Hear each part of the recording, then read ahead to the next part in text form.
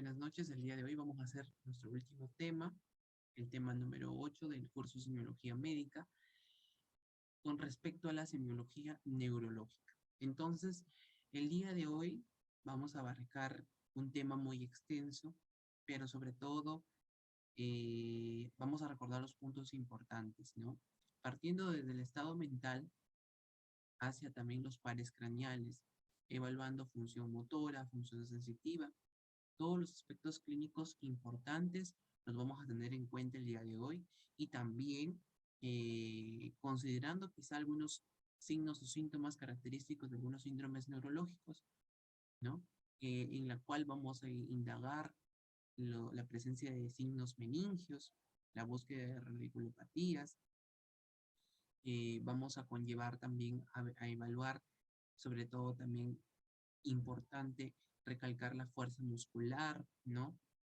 En los pacientes y nos vamos a reflejar en el primer punto y a continuación vamos a mostrar que es el estado mental. El estado mental está representado por el contenido y el nivel de la conciencia. Pues cabe recalcar que el contenido es la suma de las funciones mentales superiores, cognitivas y afectivas, ¿sí? Entonces va a permitir la adecuación de las respuestas del paciente ante estímulos del entorno. Entonces, ¿dónde se encuentra localizado el contenido de conciencia? A nivel córtico subcortical. Entonces, para un buen contenido de conciencia es indispensable, sobre todo, aplicar y sobre todo reconocer, ¿no? Que el paciente debe estar orientado, ¿no? Orientado tanto a lo psíquicamente como autopsíquicamente. ¿Qué quiere decir eso? Cuando hablamos de lo psíquicamente es su orientación con el entorno y a lo psíquicamente es su orientación consigo mismo. El nivel de la conciencia es el grado de alerta que representa el individuo con su capacidad para que pueda reaccionar a esos estímulos. Entonces, ¿dónde se ubica anatómicamente? A nivel de la mesencefalopontina con proyección al diencéfalo y corteza cerebral. Es por ello que para un nivel de conciencia y la inspección vamos a determinarlo por el estado o el grado de alerta. Entonces, ahora, este grado se va a evidenciarse si es que hay un deterioro progresivo, por ejemplo, un paciente en coma o con estupor, que ya lo vamos a explicar en unos momentos, con una afección a nivel del sistema reticular activador ascendente, ¿no? Entonces, tenemos que evidenciar y evaluar sobre todo cómo se encuentra el contenido y el nivel de la función. También ya vamos a hablar acerca de estas funciones mentales, ¿no? Tanto cognitivas y afectivas. Entonces, primeramente, ¿cómo encontramos o cómo podemos verificar el contenido de la conciencia en los pacientes? ¿No? Entonces, recalcar que el contenido es el aspecto cualitativo y el nivel es un aspecto cuantitativo, ¿ya? Cuantitativo. Ahora, tenemos la escala de coma de Glasgow. Esta escala, como ya lo habíamos repasado en el tema tanto de propedéutica del examen general, habíamos hablado un poco sobre el estado de conciencia, ¿no? En los individuos. ¿Qué evaluaba la escala de coma de Glasgow? La apertura ocular, la respuesta verbal, la respuesta motora. Entonces, vamos a evaluar los criterios. Mediante ellos vamos a obtener puntuación, ¿no? Ya sabemos que la apertura ocular es de 1 a 4. Respuesta verbal es del 1 al 5 y respuesta motora del 1 al 6. Puntaje mínimo en escala de coma de Glasgow, 3 puntos, ¿verdad? Ya lo habíamos visto. Puntaje máximo en la escala de coma de Glasgow son 15 puntos. Si mi paciente presenta 15 puntos en la escala de coma de Glasgow, quiere decir que es un paciente LOTEP. La paciente LOTEP, lúcido orientado en tiempo, espacio y persona. También recalcamos ese acrónimo al inicio del curso. Entonces, recalcando a través de la escala de coma de Glasgow, nosotros vamos a reconocer cómo se encuentra el contenido de la conciencia del paciente y a su vez, como habíamos dicho, el nivel de la conciencia va a representar el estado de alerta, ¿no? Este estado de alerta, como bien decíamos, era el estado de percepción, ¿no? Sobre todo a nivel del paciente, cómo iba a encontrarse, ¿no? Entonces, si nosotros vemos un paciente que tiene ojos abiertos, interactúa y responde adecuadamente a estímulos verbales, decimos que es un paciente alerta o despierto. Si nosotros decimos que el paciente tiene ojos abiertos e interactúa, pero tiene disminuida la capacidad de la atención, es un paciente con confusión. Un paciente con somnolencia va a quedarse dormido si no es estimulado de una manera utilizando ya sea un estímulo verbal o un estímulo táctil. Entonces, un paciente con estupor vemos que tiene los ojos cerrados y tiene alguna respuesta frente a un estímulo muy intenso o doloroso. Y finalmente, un paciente que no existe respuesta a estímulos es un paciente que se encuentra en coma. Entonces, a través de estos niveles, de estos grados, vamos a determinar cómo se ubica el paciente según su nivel de conciencia. Entonces, recordar que nosotros para determinar si mi paciente tiene un buen nivel de conciencia, yo tengo que saber, ¿no? En dónde está localizado. Entonces, si yo digo un buen nivel de conciencia, tiene que haber un correcto funcionamiento tanto del tronco encefálico, ¿verdad? Y para un buen contenido de conciencia tiene que haber una buena distribución e integridad de hemisferios cerebrales, ¿verdad? Entonces, que quede claro que de esa manera podemos verificar el estado mental de cada paciente.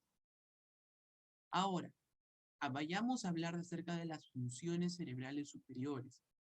No, estas funciones cerebrales superiores, ¿dónde se encontraban? En el contenido de la conciencia, ¿verdad? Era la suma de las funciones cerebrales, tanto cognitivas como afectivas. Y ahí que vamos a evaluar orientación. Orientación. Cuando una persona está orientada, está lúcida, es el estado máximo del nivel y contenido de la conciencia. Y vemos aquí la persona, por ejemplo, indicar, ¿no? Su nombre completo. ¿Cuál es el nombre completo de usted? ¿No? El lugar, ¿en dónde se encuentra en estos momentos? La fecha actual, ¿qué día estamos hoy? Entonces, asimismo, su lenguaje y su habla es muy importante. ¿Por qué? Vemos la articulación, la fluidez, si está respondiendo coherentemente, hay coordinación o en este caso no hay alteración en su redacción de palabras, de frases. Ahora, vemos su estructura gramatical y ver sobre todo que repita algunas frases complicadas. Por ejemplo, una adivinanza o una frase tipo como un trabalenguas, ¿no? Decimos, los, a ver, espero no me equivoque. Los tres tristes tigres comen en un trigal. Entonces, esa es una frase complicada. Una frase complicada. Son trabalenguas, frases, a ver, que no se evidencie que hay alteración para que puedan formular, pueda eh, expresar, ¿no? Estas frases. Algunos objetos cotidianos al mostrar, ¿no? De repente yo le muestro un borrador, ¿no? Entonces, el paciente tiene que decirme qué es esto. Un borrador, me dice un borrador, perfecto. Entonces, hay comprensión, puede expresarlo. Evalúa comprensión, indicación de realizar algún acto que implica varios pasos. De repente, si tiene una camisa, es un paciente varón, le podemos decir, ¿no? Puede desabotonarse la camisa y luego volvérsela a abotonar. Entonces, estamos evaluando ya si comprendió o no comprendido la indicación que se le va a realizar. O de repente, no sé, eh, recoja la moneda del suelo, ¿no? Entonces él lo va a recoger, ¿no? Ahora, la memoria tiene un papel muy importante, tanto en corto plazo, a mediano y a largo plazo. Entonces, la memoria, ¿no? Ahí menciona que al paciente se le puede pedir que memorice, ya sea una lista de 3 objetos. Por ejemplo, le puedo decir plátano, pera, manzana. Pasan 3, 4 minutos y yo le digo, a ver, mencióneme los objetos que le acabo de comentar ahora. Entonces, manzana, me dice manzana, piña, fresa. Entonces quiere decir que no tiene un buen estado de memoria a corto plazo. Entonces tiene que mencionarme los mismos objetos y en el mismo orden que le acabo de decir. Ahí estamos evaluando, ¿no? Si yo le digo manzana, pera, plátano. Entonces, el paciente tiene que decirme manzana, pera, plátano, en ese mismo orden, ¿no? Con esos sujetos. Entonces, memoria de mediano y a largo plazo. ¿A dónde se fue o qué comió el día de ayer? ¿En dónde ha nacido usted? ¿no? ¿Cuál es su fecha de nacimiento? Entonces ahí ya estamos evaluando la memoria de mediano y el largo plazo. En el cálculo, la prueba de la resta consecutiva de 7 en 7, ¿no? Esto se da en 5 ocasiones generalmente. Y también, por ejemplo, decimos, ¿no? 93 menos 7. 86 menos 7, ¿no? Y así consecutivamente. Así consecutivamente, hasta, ¿no? Ver cómo está el cálculo, ¿no? La praxis es la capacidad de realizar una actividad motora que es considerada dentro de una función cerebral superior. Pero asimismo vamos a evaluar hoy alteraciones que comprenden el lenguaje y el habla. Dentro de ellos encontramos la disartria, la afasia, alexias y agrafias. La disartria es la dificultad que el paciente presenta tanto en la articulación como en la pronunciación de las palabras. Por ejemplo, hay varios tipos de disartria: la vulvar, la pseudovulvar, la cortical o también cuando hablamos de la cerebelosa. Entonces hay varios tipos de disartria que nos van a indicar qué manifestación o qué patología acompaña al paciente. Por ejemplo, si es una cerebelosa, decimos que el paciente va a pronunciar las palabras como si fuera una poesía, muy lento. Entonces, por ejemplo, la que acompaña generalmente de manera con afasias es la cortical, ¿no? O sea, sí, ¿no? Vamos viendo nosotros qué puntos o qué alteraciones está presentando el paciente o la paciente. Entonces, para ello nosotros tenemos que determinar cuál es la alteración, ¿no? Que está comprometiendo. Entonces, ¿qué es afasia? Afasia va a ser la alteración en estructura y organización del propio lenguaje. Entonces, puede haber aquí una lesión en un hemisferio cerebral, puede ser en este caso dominante. Por ejemplo, si es un zurdo, ¿cuál es el hemisferio dominante? El hemisferio derecho, ¿no? Porque siempre es el lado contralateral. Si es una persona diestra, ¿cuál es su hemisferio dominante? El izquierdo. Entonces, siempre es el hemisferio dominante, el contralateral. Entonces, la dificultad para que pueda emitir o comprender, ¿no? El lenguaje ya sea hablado o escrito. Podemos encontrar las fases bien reconocidas, que puede ser la de Broca o la de Wernicke, ¿no? La fase de Broca, recordar que la fase de Broca es la expresión del lenguaje oral, ¿no? Entonces ahí va a presentar dificultad para expresar el lenguaje. Él lee, ¿no? Pero para poder expresarlo, no puede. Y en la fase de Wernicke es la incapacidad para que comprenda el lenguaje, no lo comprende. No puede, tampoco no puede acatar instrucciones. En alexias, generalmente son defectos de lectura, ¿no? Producidos ¿por qué? Por alguna alteración cerebral. Y las agrafias son defectos de escritura, ¿no? Grafias. ¿Sí? Entonces, ahí nosotros vamos determinando qué alteraciones pueden presentar los pacientes que están comprometiendo tanto el lenguaje y el habla, ¿no? Ahora, a nivel motor y sensitivo, también nosotros encontramos diferentes alteraciones como una apraxia, ¿no? Que es la dificultad para realizar un acto motor voluntario, ¿no? Entonces, es la dificultad. Tenemos una apraxia ideatoria, una apraxia motora y una apraxia mixta. La ideatoria es cuando el paciente, por ejemplo, puede comprender lo que tú le dices, pero él no lo puede hacer, no puede ejecutar la acción. O sea, mejor dicho, no, pues en este caso tú le dices un ejemplo, ¿no? Siéntate en la silla. Entonces, él no te está entendiendo lo que has dicho, porque es ideatoria, es la frase que tú le has dicho, entonces no te comprende.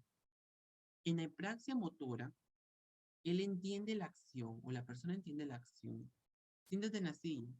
Entendió, que comprendió, pero no lo hace. ¿Por qué? Porque tiene dificultad para hacer los movimientos motores, ¿no? Quiere decir pararse, ¿no? Caminar, no puede. Y la mixta es que no comprende y no ejecuta la acción. Entonces, ahí vamos tipificando. Las agnosias es la dificultad de la percepción. ¿Por qué nosotros decimos eso?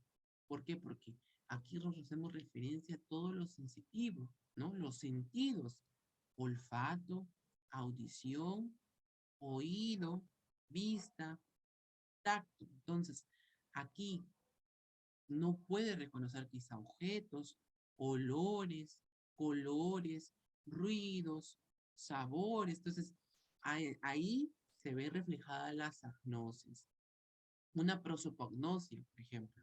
La dificultad para que reconozca caras que son familiares, ¿no? Una baroagnosia, no hay sensibilidad al peso, o sea, es incapacidad para, para permitir o percibir la sensibilidad al peso, ¿no? Una estereoagnosia. La estereoagnosia generalmente es con el tacto, ¿verdad? No puede, o sea, toca el objeto, pero no lo puede percibir. De repente quizás es un objeto liso, un algodón, por ejemplo. No lo puede percibir de una manera correcta. Entonces, ahí vamos evaluando qué alteraciones pueden afectar al nivel motor y sensitivo, ¿sí? También es importante recalcar la evaluación del estado mínimo de Folstein, ¿ya? También reconocido por las siglas MMSE, ¿no? O la Mini Mental State Examination de Folstein. Es un examen cognitivo, ¿ya? Y que se va a evaluar acerca de los parámetros de orientación, de atención, de concentración y de cálculo, memoria, lenguaje. En orientación, pues dice, ¿no? Dígame el día, la fecha, el mes, la estación, el año. 5 puntos. Dígame el ambulatorio, por ejemplo, si está en la calle, ¿no? Hospital, servicio, ciudad, provincia, país, 5 puntos, uno por cada respuesta. Repite estas 3 palabras, peseta, caballo, manzana. Si lo repite, tiene 3 puntos. Concentración y cálculo, resta de 7 en 7 o de 3 en 3. 5 sustracciones. La memoria, repetir las 3 palabras que hicimos aquí. Lenguaje, mostrar un reloj y un bolígrafo y decir qué es esto. Repítame ni sí, ni no, ni pero. Coger el papel con mano derecha, doblarlo por la mitad y póngalo en el suelo. Lee esta frase y haga lo que dice, no haga con los ojos cerrados, ¿no? Cierre los ojos. Escriba una frase y copie ese dibujo y se puntúan si están presentes los ángulos y hay una intersección. Polígonos, ¿verdad? Entonces tiene un puntal de 30. Entonces vamos evaluando el estado mínimo de Folstein. Es un examen cognitivo para saber si nuestro paciente está en un buen estado, un buen contenido y nivel de la conciencia, ¿verdad? Entonces vamos evaluando por ese aspecto. Ahora vamos a empezar a mencionar acerca de los pares craneales, ¿no? Los pares craneales incluso ya, ya en algún momento se ha tocado, ¿no? En estructura y función, en la parte de lo que es el sistema neurológico. Los pares craneales es un tema muy bonito y a la vez porque nunca podemos olvidarnos de ello, ¿no? Los pares craneales son siempre el eje y la base, sobre todo cuando estamos recién iniciando y más aún cuando ya llegamos a neurología, porque cuando ya te toque llevar neurología, pues ahí ya es de más relevancia e importancia para ver qué afección, de qué par está originando alguna, alguna alteración neurológica, ¿no? Incluso ya también el otro ciclo yo estaré llevando este ciclo que viene en unos días, ya estaré llevando ya el curso de neurocirugía. O sea, esto es vital. En todo examen físico neurológico, siempre tener en cuenta los pares craneales. Los pares craneales vamos a encontrar y evidenciar que son 12, del 1 al 12.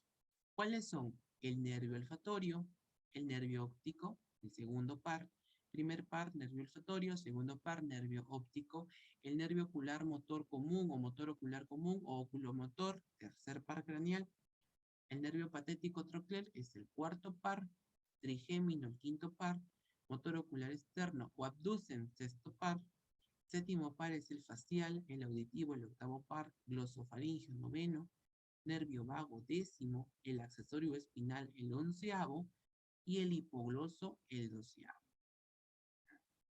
Muy bien. Vamos a empezar hablando sobre los nervios. El primero, que es el olfatorio, el óptico y el vestíbulo coclear, se dedican a la entrada de información sensorial. Los nervios, el oculomotor, el troclear y el abducen, controlan movimientos oculares y la misma contracción pupilar. Ojo que gracias a estos movimientos oculares, pues también, como por ejemplo el tercer par, se encarga de inervar los músculos extrínsecos del ojo. En el cuarto, por ejemplo, inerva el músculo oblicuo mayor o superior, ¿no? Y el sexto, así pues sucesivamente. O sea, van a encargarse de controlar estos movimientos gracias a la inervación con los músculos. Entonces, los nervios onceavo, que en este caso es el accesorio espinal, y el hipogloso, que es el 12, son motores puros. Tienen solamente función motora, ¿no? Tenemos aquí en el esternocleidomastoideo y el trapecio, que son dos músculos muy importantes en la exploración física que la vamos a ver ahora en unos momentos. Y el doceavo con los músculos de la lengua, ¿no? Es el hipogloso. Entonces aquí vemos los nervios. Quinto, que es el trigémino, el séptimo, que es el facial, el noveno, que es el, en este caso, el glosofaringio, y el décimo, que es el neumogástrico vago, son mixtos, que tienen función motora y a la vez sensitiva, ¿no? Obsérvese que los nervios 3, en este caso el oculomotor, facial, el glosofaringio y el neumogástrico contienen fibras parasimpáticas, ¿ya? Entonces es importante recalcar. Vamos a ir directamente al primer par craneal, que es el olfatorio. Entonces, ¿qué es importante? Y lo más importante, porque ahora vamos a explicar cómo nosotros podemos evaluar la semiología, sobre todo en los pacientes, ¿no? Entonces, el primer par craneal, que es el olfatorio. En el primer par craneal vemos que este se va a ubicar, ¿no? A nivel del cornete superior, ¿no? Aquí encontramos a los nervios olfatorios, ¿no? Son neuronas sensoriales que van a estar dentro del cornete superior, ¿no? Compromete a piso de cavidad nasal y al septum nasal superior. Entonces, el primer par craneal, vamos a tener a nuestro paciente, en este caso una señora, ¿no? Y vamos a mencionarle que tenemos varias sustancias. ¿Qué sustancias podemos utilizar para evaluar a un paciente con el primer par craneal, ¿no? Por ejemplo, tenemos el café, tenemos el chocolate, un aroma también muy rica, a ver, un olor quizá eh, puede ser de repente alguna comida deliciosa, un queque, algo característico, ¿no? Algo que permita ser percibido por el paciente. Entonces, nosotros vamos, ¿no? A mostrarle, ¿no? Y como está en la imagen, ¿no? Acercamos el recipiente donde se encuentra la sustancia y le pedimos al paciente que perciba el olor, ¿no? A ver si puede reconocer qué sustancia, ¿no? Estamos hablando. Entonces, ahí nosotros estamos evaluando. ¿Qué pasa si el paciente no percibe el olor? Hay una ausencia de la olfacción. Nos referimos a un paciente con anosmia. Un paciente con anosmia es que ha perdido completamente la olfacción. No percibe ningún olor. Entonces, un paciente con hiposmia, disminución, ¿no? O reducción de la olfacción. Hiperosmia, aumento de la olfacción, ¿no? Entonces, ahí vamos a reconocer varios, varias alteraciones a través de evaluando el primer par craneal olfativo. Vamos a continuar con el segundo par craneal. Y es que el segundo par craneal, ¿cuál era? El óptico, ¿no? El óptico. Entonces, en el segundo par craneal he considerado esta imagen muy explícita y muy significativa, porque a través de este par craneal, pues vamos a evaluar, ¿no? Gracias a las células ganglionares, que estas poseen axones, ¿verdad? Donde están ubicadas en la retina, pero estas se van a converger hacia la papila. Entonces, tanto las células ganglionares van a formar, ¿no? El nervio óptico. Cabe recalcar que ambos nervios ópticos que van a formar el quiasma óptico, ¿no? Entonces, ¿qué nos va a permitir nosotros, por ejemplo, evaluar el segundo par craneal, que es el número? Pues vamos a evaluar la presencia, ¿no? De la visión, cómo se encuentra la visión. Entonces, vemos si un paciente está ubicado, vamos a decirle, ¿no? Con la ayuda, por ejemplo, de la tabla de Snelling, ¿no? Que es una tabla con números. Y ahora vamos a buscar una imagen acerca de la tabla de Snelling. Es muy importante tenerlo en cuenta. ¿Por qué? Porque la tabla de Snellen es muy usada, muy aplicable por los oftalmólogos. La guía de Snell también le conoce. Entonces le decimos, señor, señora, por favor, ocluya un lado, en este caso puede ser el lado derecho, ¿no? Así como en la imagen que acabamos de ver. Y se va a ubicar a unos metros de distancia, un poco más alejado para poder percibir. Entonces, ¿qué va viendo? Todas las letras, ¿no?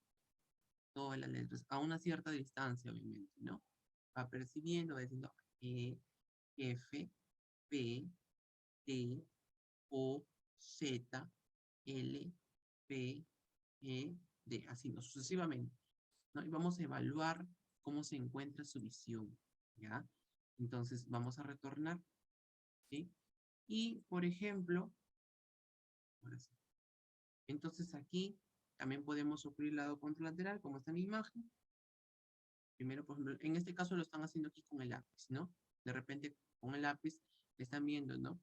Cómo está viendo, si tiene una visión normal, una visión de repente borrosa. Entonces a través de ellos vamos determinando ya las alteraciones a nivel óptico. Y asimismo evaluamos también el fondo del ojo, ¿no? Evaluamos anatómicamente cómo se encuentra. Encontramos la mácula, arterias, vena y el nervio óptico, ¿no? Evaluamos cómo se encuentra también el fondo del ojo. Entonces, también es parte de la evaluación del nervio óptico. Tenemos a nivel el tercer, el cuarto y el sexto par, que tenemos aquí el motor ocular común o oculomotor, el troclear o el patético también le denominan así, y el motor ocular externo o abducen. Estos siempre se van a evaluar de una manera consciente, de una manera seguida. ¿Por qué? Porque sobre todo que encontramos a veces diversas anomalías. Cabe recalcar que ellos estaban a cargo de los movimientos oculares, ¿verdad? Como repasábamos al inicio. Entonces, quiere decir que tanto el tercer par, por ejemplo, tiene inervación con los músculos extrínsecos del ojo, a excepción del oblicuo mayor, que eso está a cargo del cuarto par, ¿no?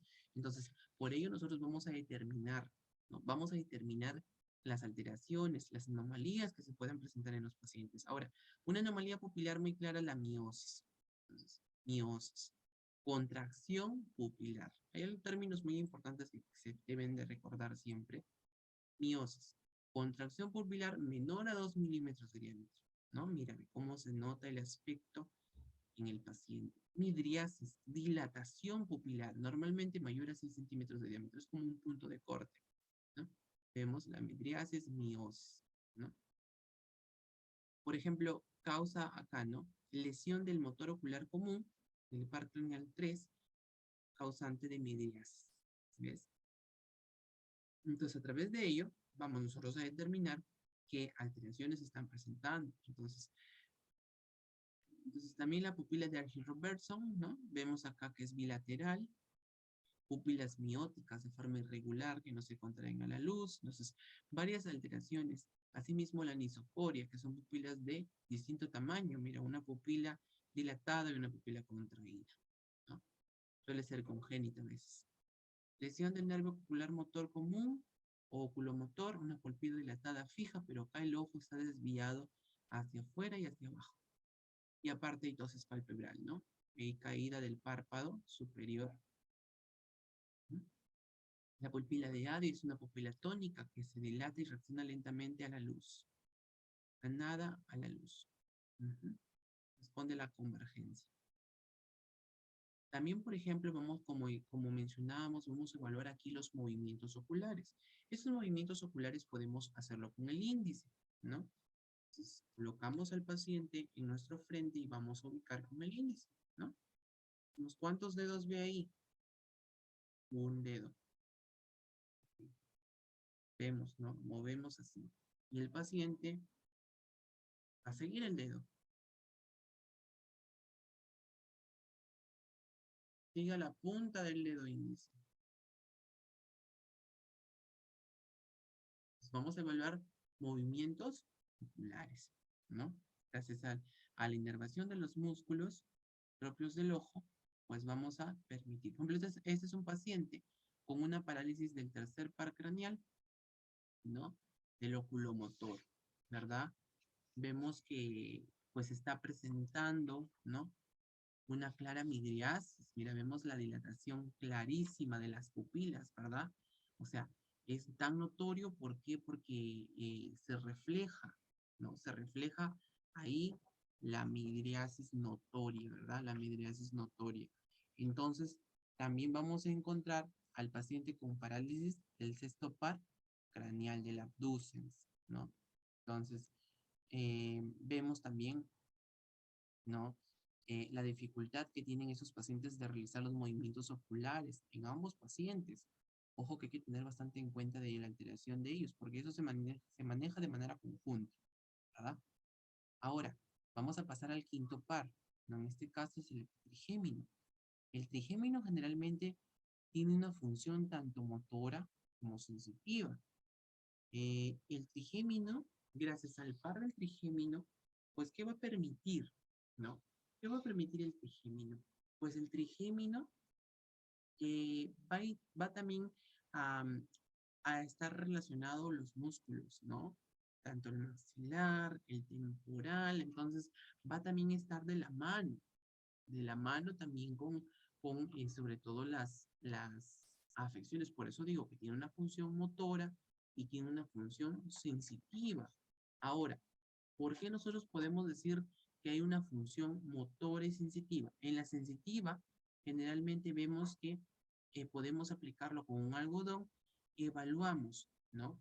¿Cuál es la distribución sensitiva del trigémino? Tenemos las tres ramas, su rama oftálmica, que es la primera, su rama maxilar, que es la segunda, y la rama mandibular. Son tres ramas del nervio trigémino. Entonces, evaluamos las ramas para evaluar. Hay pacientes que tienen hiperestesia cutánea, dolor, generalmente la sensibilidad es muy grande, ¿no? Entonces, para evaluar si están percibiendo, ¿no? A nivel de los estímulos. En la motora vamos a evaluar, como les decía, los músculos, ¿no? Vemos, por ejemplo, los músculos también de la masticación. De repente le pedimos al paciente que abra la boca para evaluar, qué sé yo, si puede hacer los movimientos de la masticación. Eh, si en este caso pueda, pueda deglutir. Entonces, todos esos aspectos, ¿verdad? Generalmente los músculos que se encuentran en cara, ¿no? Entonces, vamos a tener en cuenta ello. Y vamos al séptimo par. El séptimo par es el facial. No, en el séptimo par, que es el facial, su mismo nombre lo dice. Aquí en el facial, pues vamos a conllevar o va a conllevar generalmente a hablar de los movimientos faciales, ¿no? Porque es que el nervio facial tiene funciones motoras, tiene funciones sensitivas, funciones sensoriales, ¿no? Y a través de ello vamos a evaluar también las mímicas, ¿no? Por ejemplo, el fruncimiento, ¿no? Si pudo, en este caso, evaluar las arrugas en frente, elevar párpados, si cerró las vistas. Entonces, ahí vamos evaluando, ¿no? Si puede soplar, si puede silbar, ¿no? Si puede reír. Entonces, vamos viendo las características. Hay pacientes que presentan dificultad, quiere decir que hay una alteración a nivel del séptimo par, que es el facial, ¿verdad? Entonces, a través de ello vamos evaluando el séptimo par. El octavo par craneal es el vestíbulo coclear. El vestíbulo coclear, su mismo nombre lo dice, tiene dos ramas, una rama coclear, una rama vestibular. Entonces, el vestibular, la rama coclear se encarga previamente de la audición y la rama vestibular se encarga, ¿no? Respecto al equilibrio, ¿no? Entonces, primeramente vamos a evaluar la rama coclear. Entonces, la rama coclear, vamos a evaluarla con la prueba de la voz susurrada, ¿no? Aquí hacemos función propiamente sensorial, ¿verdad? Porque vamos a evaluar el sentido del oído. ¿Cómo vamos a colocarlo al paciente? Unos 60 centímetros detrás del paciente y vamos a susurrar, ¿no? Vamos a contarle al paciente como de manera de una palabra, alguna frase. Y él o ella tiene que, con el dedo meñique, ocluir el conducto auditivo externo contralateral, del lado, ¿no? Por ejemplo, si el examinador se ubica en el lado izquierdo, tiene que ocluir el conducto auditivo externo del lado derecho. Sin percibir los sonidos o las frases, ¿no?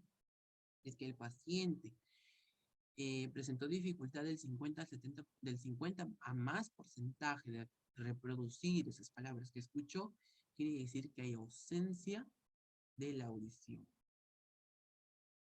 ¿ya? Hay ausencia de la audición. Entonces, vamos a evaluar con la prueba de la voz susurrada, ¿no? Al haber ausencia de la audición, ¿no?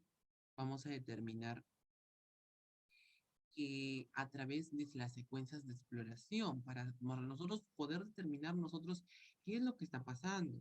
O sea, porque si esa alteración viene en conducción tanto ósea o viene en conducción previamente, por ejemplo, eh, conducción aérea, entonces vamos a determinar qué a través de un diapasón. Ya utilizamos aquí pruebas. Entonces, vamos a seguir evaluando esta rama coclear. Entonces le pide el paciente, entonces vamos viendo. Entonces, acá usamos ya un diapasón, ¿no? Vemos la prueba de Weber. El diapasón se coloca a nivel del vértex, ¿no? Craneal y se vibra, ¿no? O golpea las ramas del diapasón tanto enfrente. Entonces el paciente que va a mencionar o va a percibir si el sonido, ¿no? ¿Dónde lo oye? ¿No? Si es en el lado derecho, en el centro, en el izquierdo, entonces ahí. Entonces, si el centro en donde se percibe el sonido es donde se ubica en ambos oídos, son hallazgos normales. ¿Qué son hallazgos anormales? Cuando el sonido se escucha más alto en sordera de conducción, por ejemplo, en algún lado, ¿no? De repente lo escucha más en el derecho que en el izquierdo. Entonces, ahí hay una alteración. Ahí aplicamos ya la prueba de Weber, ¿no? Entonces, vamos a continuar con la prueba de Rhine. La prueba de Rhine también es para evaluar, pero según conducción ósea, conducción aérea. ¿Recuerdas que te decía cuando había ausencia de la audición, ya evaluamos con pruebas utilizando un instrumento que es el diapasón? Aquí vamos a colocar estas ramas del diapasón que vibran ante el orificio del conducto auditivo externo, ¿no? Ahora, si es que lo puede oír, se le va a decir al paciente. Entonces colocamos la base que sigue vibrando sobre la apófisis mastoides y mencionar si es más fuerte por delante o detrás de la oreja. Que son hallazgos normales, que el sonido se oye más alto en el pabellón auricular y es decir, conducción aérea es mejor que la conducción ósea. ¿Ah? Entonces, conducción aérea es mejor que la conducción ósea, lo que es normal, una prueba de Rhine positiva. Es anormal cuando la conducción ósea es mejor que la aérea. Ahí es anormal. Prueba de Rhine negativa. La prueba de Rhine es negativa en la sordera de conducción. Entonces, ya sabemos cómo evaluar nosotros rama coclear, que es encargado de la audición, ¿no? Que ver, estabilizar y sobre todo, ya con la ayuda del diapasón, podemos nosotros determinar un mejor diagnóstico.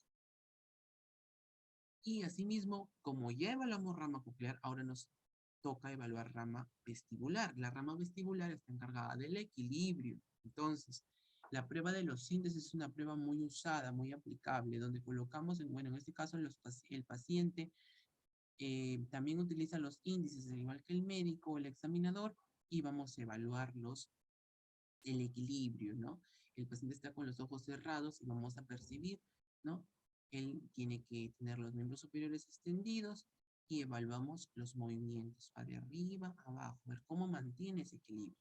Y la prueba de Romberg es para ver el equilibrio también corporal, manos extendidas, miembros superiores de igual manera, ojos cerrados y también puede ser en este caso flexionando el muslo, el miembro inferior para ver el equilibrio, ¿no? Si se lateraliza a algún lado, quiere decir que hay afección, ¿no? No hay un equilibrio apropiado. Entonces vamos viendo y sobre todo viendo también el noveno par craneal que es el glosofaringio, ¿no? El glosofaringio, como su mismo nombre lo dice, ¿no? Aquí en este noveno par, nosotros vamos a tener fibras aferentes, eferentes, tanto somáticas, sensoriales, especiales y generales. Entonces, aquí está, este par craneal está íntimamente ligado al neumogástrico, ¿no? Entonces, vemos que vamos a reconocer el reflejo laringio, el reflejo también, parte de ello, evaluar cómo se encuentra la estructura, ¿no? Evaluamos, por ejemplo, úvula, faringe también. Les vamos evaluando varios aspectos anatómicos, ¿no? Ver cómo se encuentra. Asimismo, vamos a reconocer parte de la, sensibilidad, de la parte sensorial propiamente de la lengua, ¿no? Reconocemos los sabores amargo, ácido, salado y dulce. Bueno, y también el umami. Entonces, vamos a reconocer nosotros los sabores y el paciente está percibiendo bien a través de las papilas gustativas, ¿no? En la lengua. Entonces, vemos si es que hay alteraciones a nivel de, de lo que es respecto a la lengua, ¿no? Entonces, vemos si es que el paciente presenta, en este caso, ya vemos que presenta una ageusia, ¿no?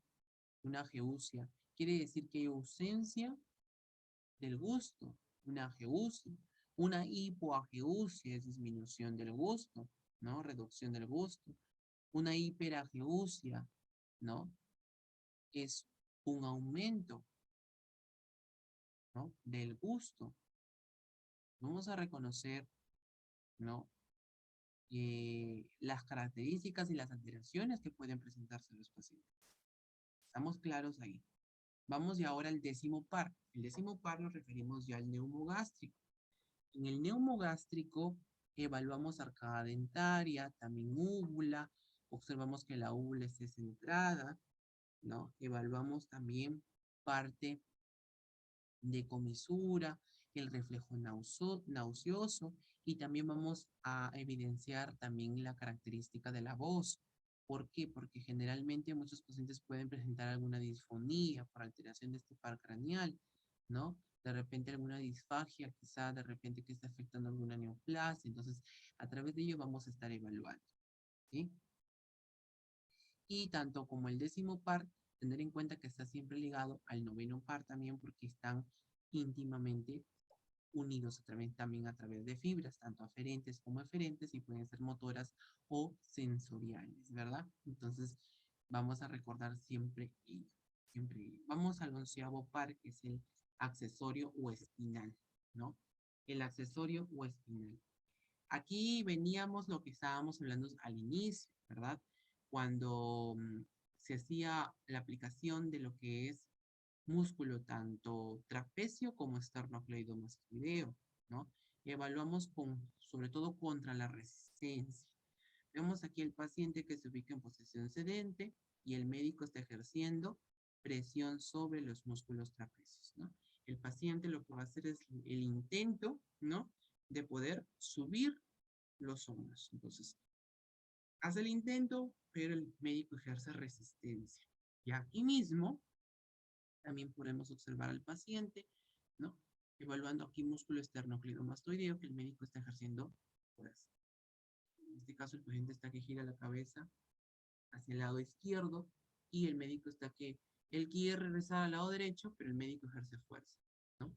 Para evaluar sobre todo si es que el onceavo par craneal se encuentra sin alteración. Y finalmente vamos al doceavo par craneal, que es el hipogloso. Algo muy importante aquí es que el hipogloso cumple función importante que es de inervación motora de la lengua. Por eso he mostrado esta imagen de la señora, de la paciente, con alteración del doceavo par craneal. ¿Por qué? Porque generalmente vemos una lengua que está desviada hacia el lado derecho. No hay una lengua estructural, organizada, sin alteración. No, si está alterado, está desviado hacia el lado derecho. Entonces, ¿qué vamos a evidenciar en el par craneal a nivel de hipogloso? Reconocer cómo se encuentra el estado de la lengua, porque cumple inervación motora, con los movimientos, ¿no? Entonces, hay que evidenciar sobre todo ello y tenerlo en cuenta. Muchas veces, a veces suele omitirse, pero es muy importante. Y los pares craneales cumplen un rol sumamente importante en todo examen físico. La verdad que hasta este momento que Hoy es 31 de marzo, ya estamos culminando con nuestra clase y el módulo también de semiología médica. A la vez estoy muy agradecido con la academia prestigiosa Médicos en Proceso, que me ha brindado la oportunidad de estar una vez más brindando conocimientos, sobre todo a muchos jóvenes universitarios, y en especial a ti también, Rosa, por confiar en nosotros, porque esto no hubiera sido posible sin tu presencia. La verdad que hemos cumplido también hace poco 2 años de aniversario y la verdad que nos sentimos muy contentos, muy alegres.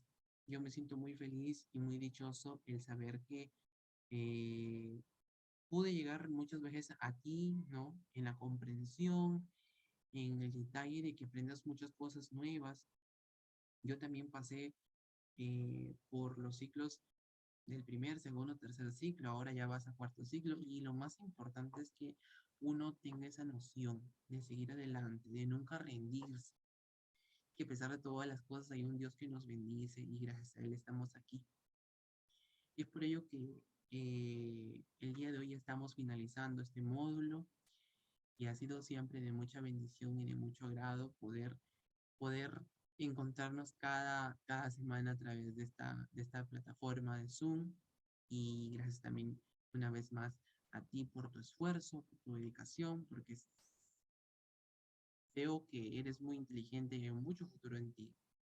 Gracias, Madubín, también a la Academia Médicos en Proceso. Me siento muy contento y me voy feliz por ver el tan grande potencial que tienes, Rosa, y la verdad me alegra mucho. Me alegra mucho. Yo deseo de todo corazón que Dios te bendiga siempre, cumplas todas tus metas, que no le veas un pero a nada. Quizá te canses en el camino, pero tú tienes que seguir adelante. No hay pero que valga cuando uno tiene fe en Dios. Sigue para adelante en todo y desearte todos los éxitos del mundo. Bien, entonces, damos por culminada hoy la clase número 8 de semiología. Hasta pronto, Rosa, cuídate mucho, Dios te bendiga y sigue por tus sueños. Muy pronto seremos futuros colegas.